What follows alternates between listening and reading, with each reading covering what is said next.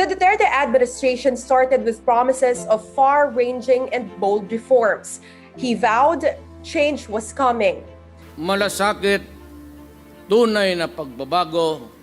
These are the words which catapulted me to the presidency. Mao kani ang tumong sa atong gobyerno. 5 years into his administration, let us take a look at the legislative and constitutional reforms of the president and examine his successes and shortcomings in fulfilling his promises.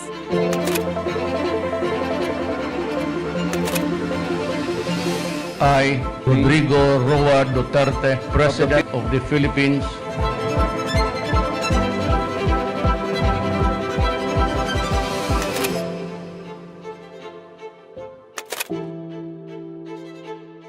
Joining us today is a senior research fellow at the Ateneo School of Government and a fellow at the Institute for Autonomy and Governance in the Bangsamoro Autonomous Region in Muslim Mindanao. He worked as a litigation lawyer for many years and was also a consultant to the office of Senator Coco Pimentel. He completed his undergraduate degree in philosophy from Ateneo de Manila University and his Bachelor of Laws degree from Arellano University School of Law. He also obtained a master's degree in Law and Development from the University of Melbourne Law School. Let us all welcome Attorney Michael Henry Yusingco. Good day, sir. It's a pleasure to have you with us today. Good day, Joyce. Thank you for having me. Let me thank the members of Congress for their steadfast efforts in ensuring that my administration's legislative agenda will be translated into relevant policies and programs that will improve the life of every Filipino. You mentioned in your paper that the Duterte administration was among those that passed the most number of laws. Now, while the quantity is good, can you say, sir, if the quality of laws were good enough or was good enough to deliver reforms the Filipinos need? The administration, both from the executive and the legislative, they were responding to what the country needed at this time. But as to whether they were able to enact laws that we really need to improve our lives, to improve the way we govern ourselves, I don't think we can say that that is the case. There are the laws that we need to improve the way we govern ourselves, to improve our political system, such as the enactment of a law that regulates political dynasties, such as a law that improves our political parties, such as the Freedom of Information Act. So while the laws that the Duterte administration can be seen as responding to the needs of the times, they cannot be said to have responded to what we ultimately need as a nation to improve the way we govern ourselves. Itong federalism ito magprangga ako ha. Pag hindi ito natuloy, or any change that would modify the present structure, which is really an unfair setup, it will lead into a trouble against Mindanao. A committee of experts was actually appointed by President Duterte to draft a new constitution, di ba? And they eventually did draft a promising constitution. But the House of Representatives just went ahead and drafted their own, removing key features like the anti-dynasty provision, the term limits provision, and the constitution drafted by the committee appointed by the president. What message does it send to the public when congressmen removed these provisions from the initial draft? The consultative committee, the experts therein, instead of this focusing on establishing a federal system or a federal structure, they began a grand bargain type of reform process. And that's where you find provisions that involve an anti-dynasty, which essentially is not part of the federalism discourse, right? Why would our lawmakers, majority of whom are members of political dynasties, change the arrangement that benefit them? And therefore, when the opportunity for them to enact their own draft constitution, they precisely remove the provisions or the mechanisms that would limit their grip on power. The drugs will not be crossed unless we continue to eliminate corruption. I respectfully request Congress to reinstate the death penalty for heinous crimes related to drugs as well as plunder. Another legislative priority at the start of the Duterte administration was the revival of the death penalty. So it passed at the House of Representatives, but then it had difficulty moving, or it languished at the Senate. Majority of Filipinos, I dare say, if not all, do not support a death penalty law. Maybe that's because of our Catholic background, or maybe it's just because of our family culture, that we value life, that we value redemption more than retribution. The promoters and the advocates of the death penalty law, the reason why they cannot push that in Congress is because they have not convinced the public at large that it is needed today. Bakit daw po ngayong panahon ng COVID at bakit ngayon po nag-certify urgent? Hindi po tumitigil sa pag-atake sa sibilyan ng mga terorista maski meron tayong COVID-19.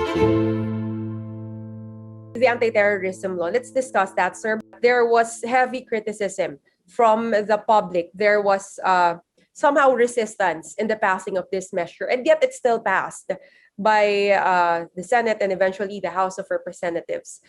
Bakit ganun, sir? Kasi ang tinatanong ng marami, syempre, it's the House of Representatives, kinatawan ng mga mamamayan, and yet they still, yung mga kongresista natin, mga mambabatas natin, nagpasa pa rin ng batas na medyo hindi sang-ayon ng ilan sa mga kababayan natin.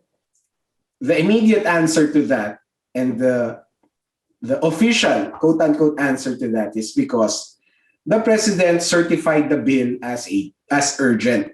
Mm-hmm.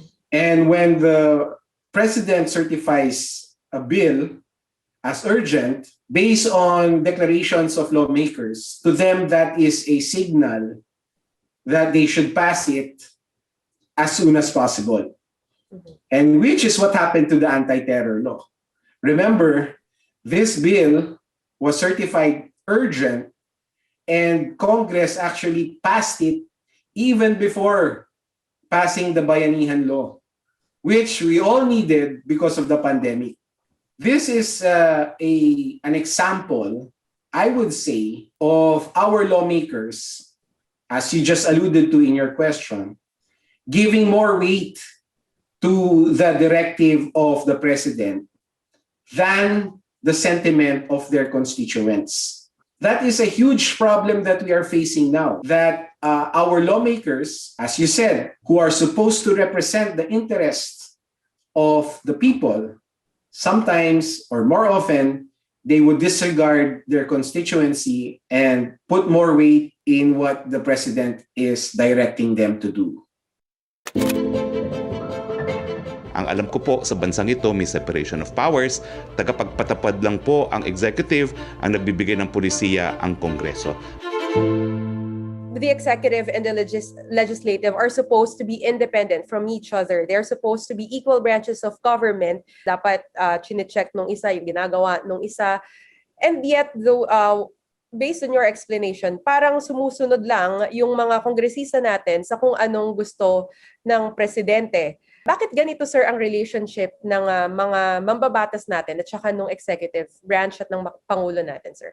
If the executive and the legislative are friends and they cooperate, then they can have a significant legislative output. But there's also a bad side to that, and that is it can undermine the principle of separation of powers. And it does that by what we see, what's happening now, right? Lawmakers being too deferential to the president. My best example of that pathology is when the current Speaker of the House and the former Speaker of the House, while they were still fighting over the speakership, both of them actually went to Malacanang and asked the president to choose between them. That's the fourth most powerful position in the country, going to the president and saying, choose between us.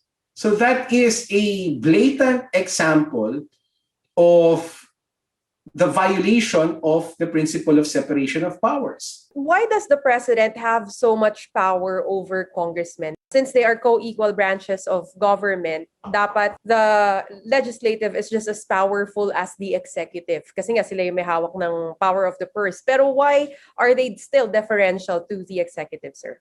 My blunt answer is because our lawmakers choose to do so. Our members of Congress, many of them, if not most of them, because they are, members of political dynasties, that's the way they operate. That's the way they think. They think patronage. They think quid pro quo. So they gravitate towards who has the most power, their patron, so to speak. So for a congressman, for instance, in his mind, I can only deliver in my district the projects and the perks that I need so that I can be elected if I stay close to whoever is in power in Malacanang. When we have a legislature and an executive that is working together, na nakakalimutan na yung checks and balances, when we have Congress that is deferential to the president, sir, anong epekto nito sa mga tao? The immediate effect is not all of our problems meaning the problems of the country, can be properly addressed. Mm-hmm. Because there is now a collusion / cooperation between the executive and the legislative. Mm-hmm. What happens most often than not is that they will only work for the things that work for them, meaning they will only target issues that can benefit them.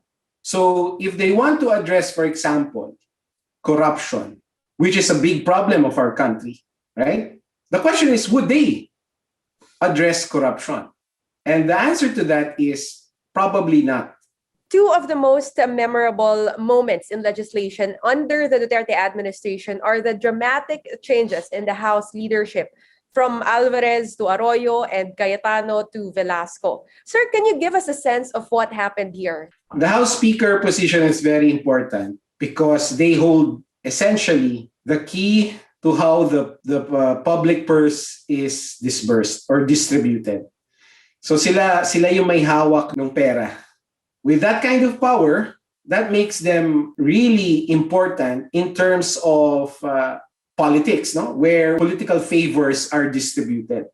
That was in 2019, and the partnership between the president and the speaker is important for an electoral victory in 2022 because the speaker controls the progress of the budget. All right. Thank you very much, Attorney Mike, for the very insightful discussion. We definitely learned a lot from you today, sir. Thank you for having me.